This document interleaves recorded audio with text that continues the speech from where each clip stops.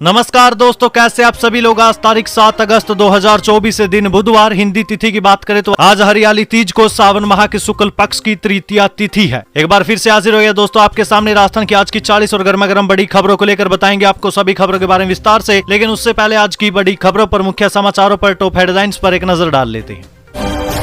कांग्रेस ने लिया वसुंधरा राजे के बयान का सहारा। विधानसभा में जूली के बयान से गरमाई सियासत। राजस्थान सरकार ने लिए 3 बड़े फैसले। राशन कार्ड और ई-केवाईसी समेत आज आधे दिन की छुट्टी। बताएंगे दोस्तों आपको महत्वपूर्ण बातें। मुकेश भाकर के निलंबन पर भड़की कांग्रेस। सचिन पायलट बोले, विपक्ष से डरकर बैठ गई है बीजेपी। पाकिस्तान से सटे राजस्थान के जिलों में चल रहा था आधार कार्ड स्कैम। लिया जा रहा था जानवरों की आंखों का स्कैन। सीबीआई कर रही है जांच। वहीं दोस्तों एक बड़ी खबर, राजस्थान में 868 साल पुराने किले की दीवार गिरी। भारी बारिश से दरकी दीवार। प्रशासन ने सड़क को किया बंद।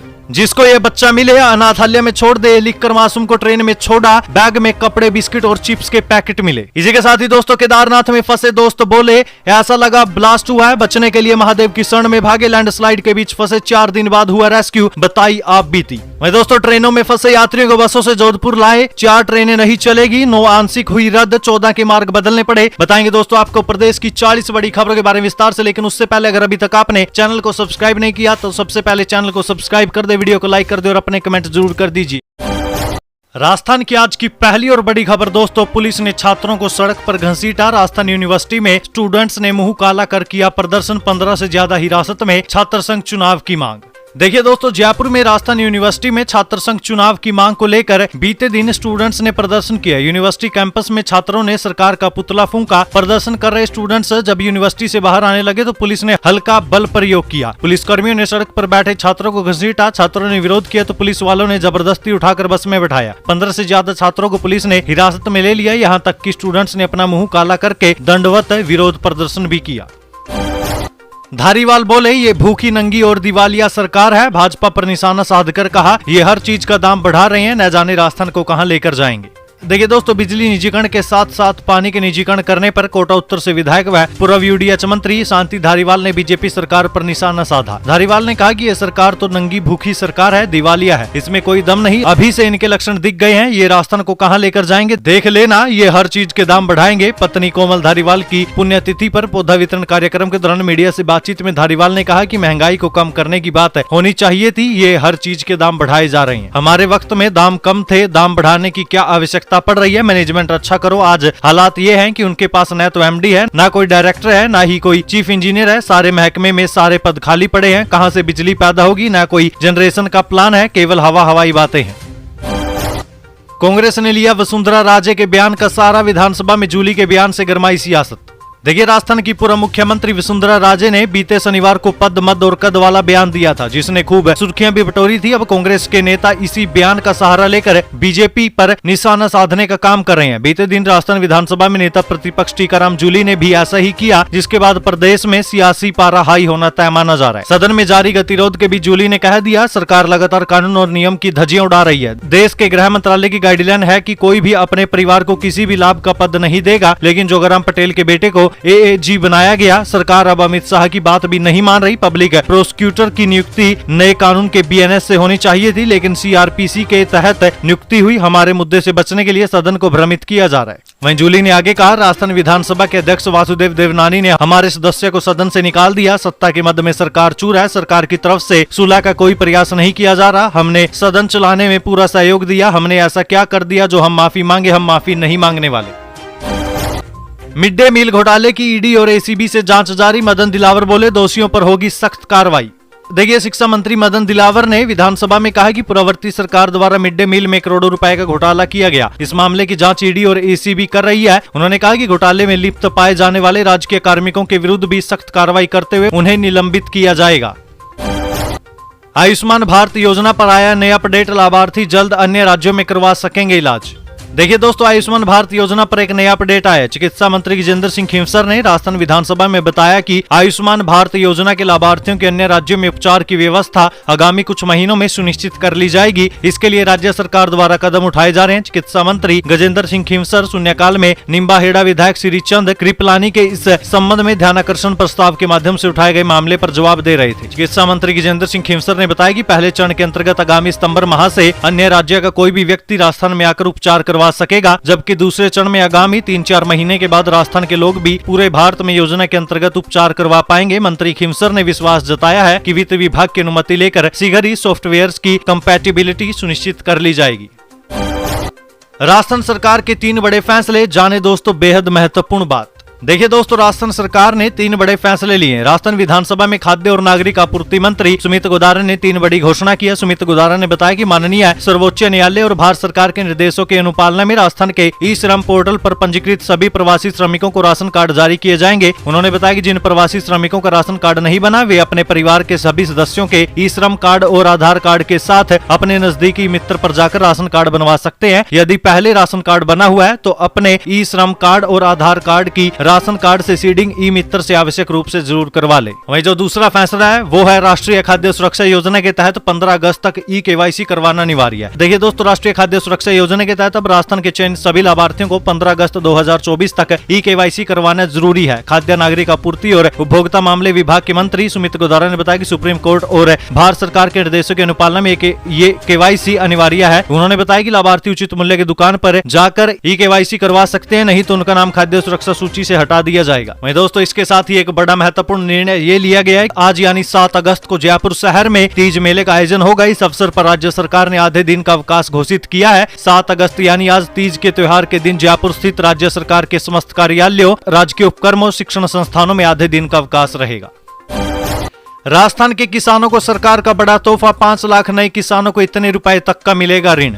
देखिए, सहकारिता राज्य मंत्री गौतम कुमार ने विधानसभा में कहा कि प्रदेश के जरूरतमंद किसानों को साख सीमा के अनुरूप अधिकतम ऋण उपलब्ध करवाने के पूरे प्रयास किए जाएंगे। उन्होंने बताया कि राज्य सरकार ने इस वर्ष 5 लाख नए कृषकों को ऋण उपलब्ध करवाने का लक्ष्य रखा है। विधायक पूसोराम गोदारा के प्रश्न पर मंत्री ने यह जवाब दिया। उन्होंने कहा कि ग्राम सेवा सहकारी समितियों के माध्यम से केंद्रीय सहकारी बैंकों द्वारा किसानों को 1.5 लाख रुपए तक अल्पकालीन ऋण की साख सीमा और केंद्रीय सहकारी बैंकों द्वारा सीधे किसानों को कृषक मित्र योजना अंतर्गत 3 लाख रुपए तक कालीन साख सीमा दिए जाने का प्रावधान है। मध्यकालीन ऋण के तहत केंद्रीय सहकारी बैंकों द्वारा किसानों को 10 लाख रुपए तक की साख सीमा उपलब्ध करवाई जाती है।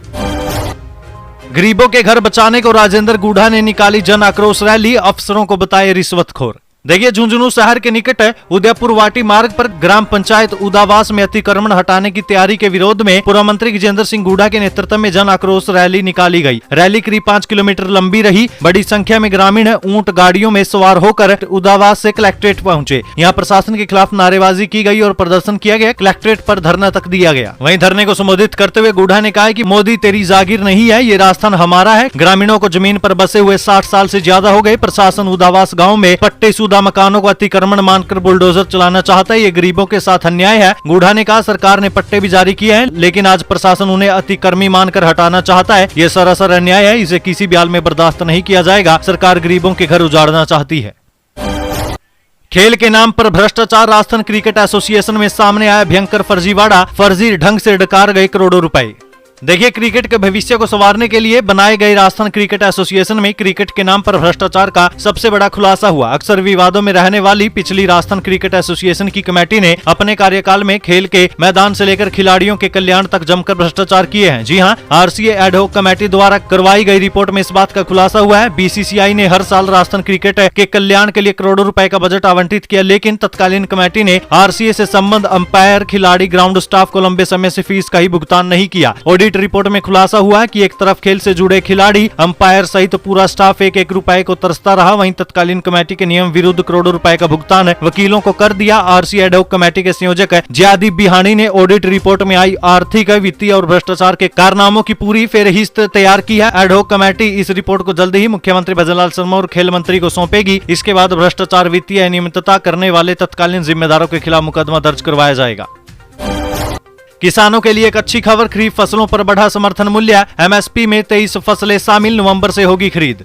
देखिए किसान भाइयों, आपके लिए एक अच्छी खबर है। सरकार ने खरीफ फसलों का समर्थन मूल्य बढ़ा दिया है। इनसे खरीफ की 2 मुख्य फसलें मूंग और मूंगफली के लिए एमएसपी दरों में बढ़ोतरी की गई है। पिछले साल की तुलना में मूंग का समर्थन मूल्य 124 रुपए और मूंगफली में 406 रुपए प्रति क्विंटल की बढ़ोतरी की गई है। इससे किसानों को फायदा होगा। मूंग का समर्थन मूल्य बढ़ाने से इसके भाव 8,682 रुपए प्रति क्विंटल हो गए हैं। इसके अलावा मूंगफली का समर्थन मूल्य भी अब 6,783 रुपए प्रति क्विंटल हो जाएगा। इससे किसानों को बाजार में इन दोनों फसलों के अच्छे दाम मिलने की संभावना है। है। सरकार ने खरीफ की 23 फसलों को एमएसपी में शामिल किया। इनमें चावल, मक्का, बाजरा, ज्वार, रागी और जौ सहित 7 तरह के अनाज की फसलें हैं। चना, मूंग, अरहर, तुअर, उड़द और मसूर सहित 5 तरह की दालें, सरसों, मूंगफली, सोयाबीन, सूरजमुखी, तिल, कुसुम, निगर सीड सहित 7 तिलहन फसलें और कपास, गन्ना, खोपरा, कच्चे जूट सहित 4 तरह की व्यावसायिक फसलें शामिल है। नवंबर तक नई दरों के आधार पर फसलों की खरीद का कार्यक्रम जारी होगा। फर्जी पट्टे पर 70 लाख का लोन, मजदूर अरेस्ट, बोला ये कब हुआ। देखिए, राजस्थान की राजधानी जयपुर में इस समय पट्टा गिरोह सक्रिय हो गया। इस गिरोह के बदमाश गरीब मजदूर या घुमंतु लोगों के नाम से फर्जी दस्तावेज बनाकर जेडीए से फर्जी पट्टा हासिल करते और फिर इस पट्टे को दिखाकर बैंकों से लोन लेकर लापता हो जाते। इस तरीके के एक मामले की जांच करते हुए पुलिस ने एक गिरोह का खुलासा किया। पुलिस की जांच में पता चला कि शहर में इसी तरह के कई गिरोह ठगी की वारदातों को अंजाम दे रहे हैं। ताजे मामले की पुलिस को शिकायत मिली थी कि रामनगरिया थाना क्षेत्र के माधोगढ़ तुंगा में रहने वाले एक व्यक्ति कैलाश शर्मा ने बैंक से 70 लाख रुपए का लोन लिया था। इसकी एवज में युवक ने बैंक में जो दस्तावेज जमा किए थे वो जयपुर विकास प्राधिकरण का पट्टा था। जांच के दौरान ये पट्टा फर्जी निकला तो बैंक ने इसकी शिकायत पुलिस को दी। मामले की जांच करते हुए पुलिस ने पट्टा धारक को अरेस्ट किया है और पूछताछ की तो पता चला कि उसे तो इस पट्टे की कोई खबर तक भी नहीं है। विदेशी महिला को 300 के नकली जेवर 6 करोड़ में बेचने वाला जयपुर का साथी गिरफ्तार, हरिद्वार में छिपकर बैठा था आरोपी।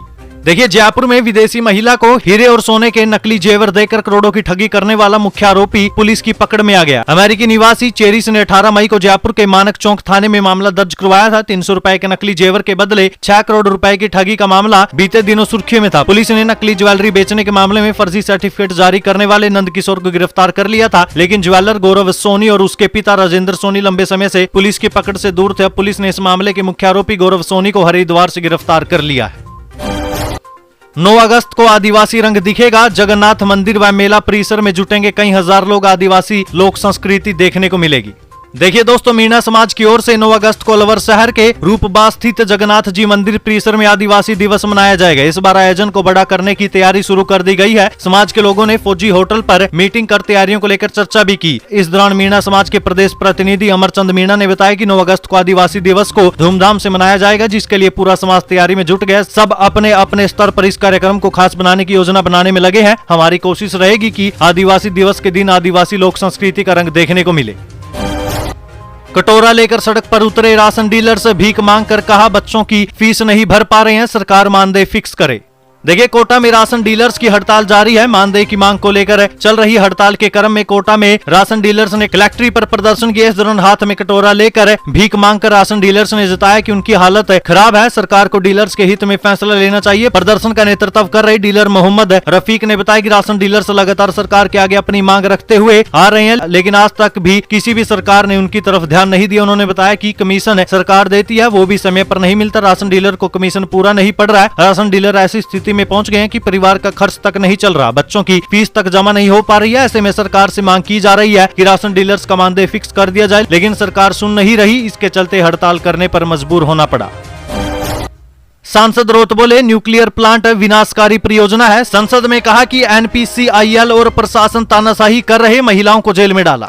देखिए दोस्तों, बांसवाड़ा जिले में बीते दिनों छोटी सरवन क्षेत्र में न्यूक्लियर पावर प्लांट को लेकर स्थानीय लोगों और पुलिस प्रशासन के बीच झड़प हो गई, जिसको लेकर बीते दिन बांसवाड़ा सांसद राजकुमार रोत ने संसद में अपनी बात रखी, जिसमें उन्होंने कहा कि अभी बारिश का मौसम है, रोज बारिश होती है। जिस जगह पर न्यूक्लियर पावर प्लांट बनाया जा रहा है वहाँ लोग रह रहे हैं, खेती कर रहे हैं, ऐसे में लोग कहाँ जाएंगे। इस स्थिति में भी कुछ दिन पहले ऊर्जा संयंत्र के कार्मिकों और प्रशासन द्वारा उनको हटाने का काम किया गया। लोगों ने विरोध किया तो करीब 40 लोगों को गिरफ्तार कर रखा है, इसमें अधिकतर महिलाएं हैं। प्रशासन और एनपीसीआईएल के कार्मिकों द्वारा तानाशाही रवैया अपनाया जा रहा है। रोत बोले कि मैं ये बताना चाहता हूं कि ये परमाणु ऊर्जा संयंत्र परियोजना उस क्षेत्र के लिए आने वाले समय में विनाशकारी परियोजना होगी। जापान में 2011 में भूकंप आया, तबाही मची, जहां परमाणु ऊर्जा संयंत्र लगा हुआ था। सोवियत संघ में 26 अप्रैल 1986 में हल्का सा भूकंप आया और वहां लगे परमाणु ऊर्जा संयंत्र को दिक्कत हुई और 40 लोग मारे गए थे। रोत ने आगे कहा कि इस परियोजना में माही बांध से पानी लिया जाएगा और दूषित पानी वहां छोड़ा जाएगा, जिससे वहां खेती और पीने के लिए छोड़ा गया पानी भी दूषित हो जाएगा। उससे उन लोगों की सेहत से भी खिलवाड़ होगा, बीमारियां होगी।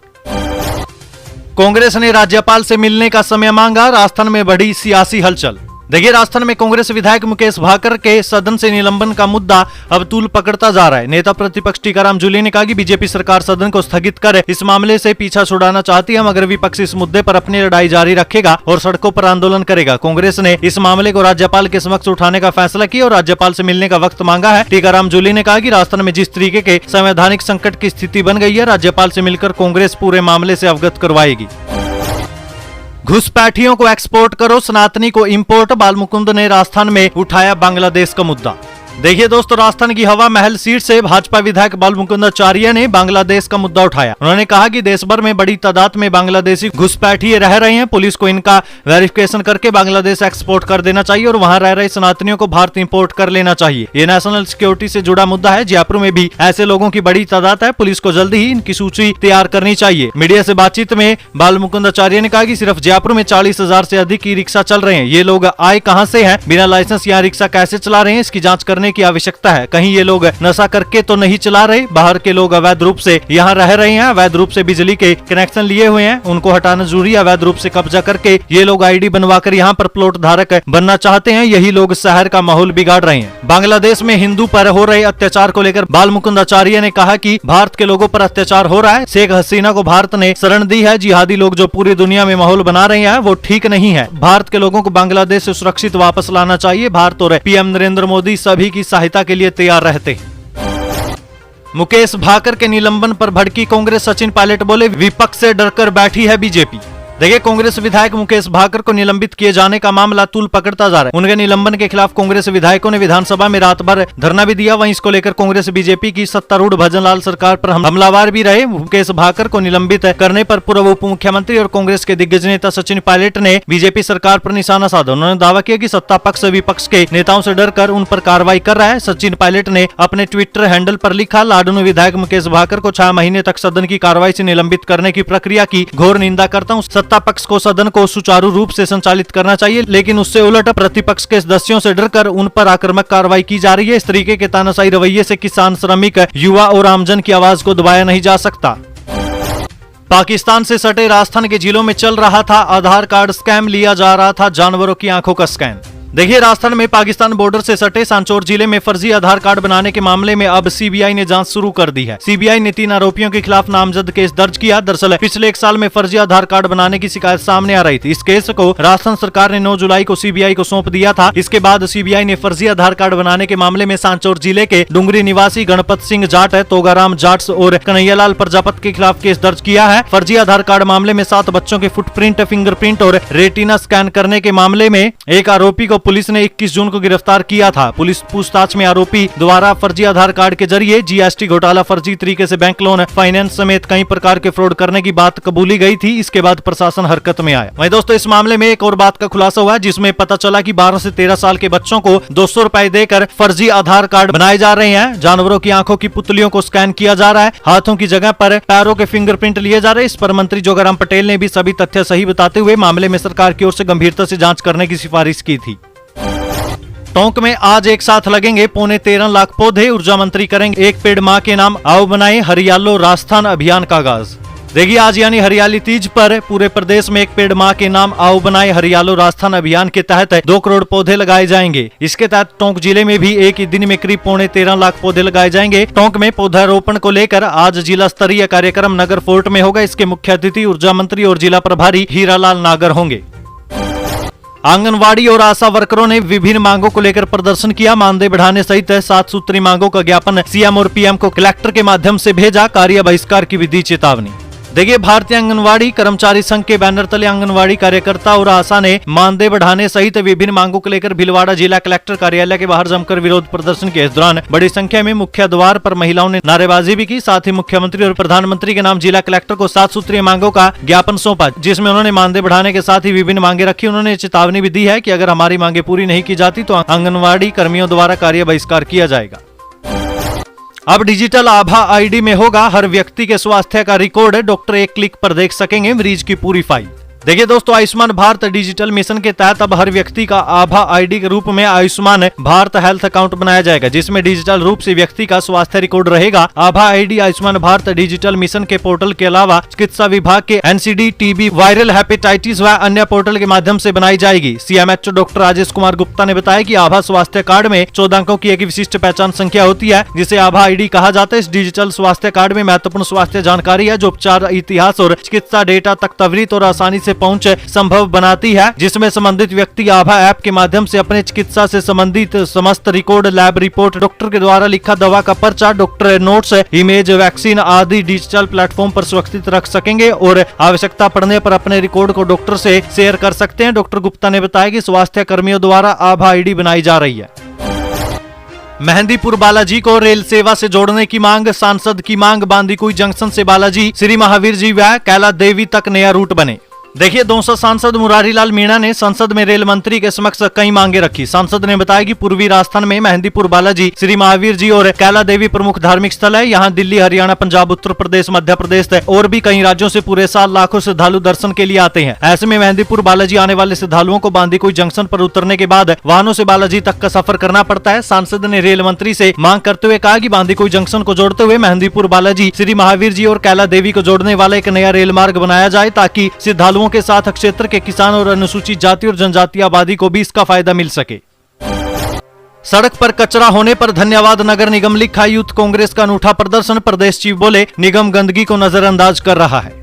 देखिए, उदयपुर शहर में जहां जहां कचरे का ढेर लग रहा है और क्षेत्रवासियों के बताने के बाद सफाई नहीं हो रही, वहां पर नगर निगम का ध्यान आकर्षित करने के लिए यूथ कांग्रेस ने एक अभियान शुरू किया। अभियान के तहत ऐसी जगहों पर धन्यवाद नगर निगम लिखा जा रहा है। यूथ कांग्रेस के प्रदेश चीफ सिद्धार्थ सोनी के साथ कार्यकर्ता ये अनूठा प्रदर्शन इन दिनों लेक सिटी में कर रहे हैं। सोनी ने बताया कि नगर निगम में जनता की सुनवाई नहीं हो रही। जनता अपने घर, मोहल्ले और सड़क पर कचरा हटाने के लिए शिकायत कर रही है, उसके बाद भी सुनवाई नहीं होती है। हम ऐसे गंदगी वाले स्थान को देखकर नगर निगम को बता भी रहे हैं। उन्होंने बताया कि कई ऐसे स्थान है जहां से नगर निगम के जिम्मेदार गुजरते हैं, लेकिन उनको वहां पड़ी गंदगी को हटाने के लिए कोई जतन करते आज तक तो नहीं देखा गया। वे बताते हैं कि इसके अलावा जहां पर सड़कें टूटी हैं, गड्ढे पड़े हैं, उनको लेकर भी इस तरीके के आंदोलन से ही निगम की नींद उड़ाने का प्रयास किया जा रहा है। ट्रेन यात्रियों से मोबाइल लूटने का आरोपी कैमरे में कैद, पहचान करने में जुटी रेलवे पुलिस है। चंबल क्षेत्र में हो रही है आए दिन वारदातें। देखिए दोस्तों, आप अगर दिल्ली और आगरा से ग्वालियर, झांसी या मुंबई की ओर ट्रेन से जा रहे हैं तो ये खबर आपके लिए जरूरी है। ट्रेन से जाते समय रास्ते में आपको चंबल की हसीन घाटियां मिलेगी, जिन्हें देखकर आपका मन मोबाइल से उन नजारों की फोटो लेने का करेगा। लेकिन दोस्तों, यहीं पर आपको सावधान रहने की जरूरत है। ऐसा करते समय आपका मोबाइल चंबल के बदमाश लूट सकते हैं। एक के बाद एक हो रही वारदातों के बाद आखिर एक लुटेरे का फोटो कैमरे में कैद हो गया। धौलपुर का एक युवक सोमवार को ट्रेन से ग्वालियर की ओर जा रहा था, जिसने चंबल नदी के पास अपने मोबाइल से वीडियो बनाना शुरू कर दिया। इसी दौरान रेलवे की पटरियों के किनारे खड़े एक लुटेरे ने डंडे से युवक के हाथ पर हमला कर दिया। युवक की किस्मत अच्छी थी कि बदमाश का डंडा उसके हाथ की जगह ट्रेन की खिड़की पर लगा, जिसकी वजह से बदमाश का एक वीडियो युवक के मोबाइल में कैद हो गया। अब वीडियो में युवक की तस्वीर सामने आने के बाद चंबल अंचल के धौलपुर और मध्य प्रदेश की रेलवे पुलिस सक्रिय हो गई है। बदमाश की पहचान के लिए मुरैना मध्य प्रदेश के साथ धौलपुर की रेलवे पुलिस चंबल किनारे के गाँव में सर्च कर रही है। 868 साल पुराने किले की दीवार गिरी, भारी बारिश से दरकी दीवार, प्रशासन ने सड़क को किया बंद। देखिए, जैसलमेर में भारी बारिश से सोनार किले की दीवार ढह गई। बीते दिन सुबह 11 बजे सीवर रोड की तरफ की सोनार दुर्ग की दीवार भर कर गिर गई। उसके पत्थर निकल गए और परकोटे के ऊपर गिर गए। गनीमत रही कि बारिश के दौरान सड़क पर कोई ट्रैफिक नहीं था, अन्यथा बड़ा हादसा भी हो सकता था। जिसको ये बच्चा मिले अनाथालय में छोड़ दें, ये लिखकर मासूम को ट्रेन में छोड़ा। बैग में कपड़े, बिस्किट और चिप्स के पैकेट मिले। जिस भी इंसान को ये बच्चा मिले तो इसको अनाथालय में छोड़ दे, भगवान आपका भला करेगा। इसका दुनिया में कोई नहीं है, आप इसके भगवान है। कागज के टुकड़े पर अपनों ने ही ये लिखकर 3 साल के एक मासूम को ट्रेन में छोड़ दिया। ट्रेन चूरू स्टेशन पर पहुंची तो आरपीएफ जवानों को बच्चा मिला। उन्होंने चाइल्ड हेल्पलाइन को सूचना दी। मामला बीते दिन सुबह 4:30 बजे का दिल्ली बीकानेर एक्सप्रेस ट्रेन का है। बच्चे के बैग में 2 जोड़ी कपड़े, बिस्किट और 2 चिप्स के पैकेट मिले। चाइल्ड हेल्पलाइन के परियोजना अधिकारी पन्ने सिंह ने बताया कि मासूम काउंसलिंग के लायक नहीं था। उससे पूछताछ की गई तो उसने अपना नाम अंकित और पिता का नाम मनोज बताया। वो बिहार का रहने वाला है। उसके पिता चाय बनाने का काम करते हैं। उन्होंने बताया कि बच्चा अपने बारे में ज्यादा कुछ नहीं बता पा रहा था। उसका मेडिकल करवाकर बाल कल्याण समिति के समक्ष पेश किया गया, जहां से उसे नंदग्रह भेज दिया गया। केदारनाथ में फंसे दोस्त बोले, ऐसा लगा ब्लास्ट हुआ है। बचने के लिए महादेव की शरण में भागे। लैंडस्लाइड के बीच फंसे, 4 दिन बाद हुआ रेस्क्यू। 31 जुलाई की शाम हमने केदारनाथ चढ़ाई शुरू की। सोचा कुछ देर रुक कर चाय पी ली जाए। रिमझिम बारिश थी और शाम के 7 बजे हल्का अंधेरा भी छाने लगा था। इतने में जोरदार धमाका हुआ। कुछ देर के लिए सुनाई देना ही बंद हो गया। ऐसा लगा जैसे हमला हो गया हो। सब लोग इधर उधर भागने लगे। हम भी दौड़े। पता चला बादल फटा है। कुछ समझ नहीं आया और हम 13 दोस्त ऊपर की ओर भागे भगवान महादेव की शरण में। इसके बाद 4 दिन चले रेस्क्यू में हमें बचा लिया गया। अजमेर से केदारनाथ दर्शन के लिए गए 13 दोस्त बीते दिन सकुशल घर लौटे हैं। 31 जुलाई की शाम 7 बजे केदारनाथ में बादल फटने की घटना में 4 दिन फंसे इन दोस्तों ने अपनी आप बीती सुनाई। ट्रेनों में फंसे यात्रियों को बसों से जोधपुर लाए। 4 ट्रेनें नहीं चलेगी। 9 आंशिक रद्द। 14 के मार्ग बदलने पड़े। देखिए, जोधपुर रेल मंडल के केरलापाली बोमादड़ा यार्ड में जल भराव के कारण रेल यातायात प्रभावित। 26 बसों में 1870 रेल यात्रियों को जोधपुर लाया गया। जल भराव के कारण 4 ट्रेनें रद्द, 9 आंशिक रद्द और 14 ट्रेनों के मार्ग परिवर्तित किए गए। और बिलाड़ा पीपाड़ रेलखंड में भी पटरियों पर जल भराव होने के कारण 6 ट्रेनों को रद्द किया गया।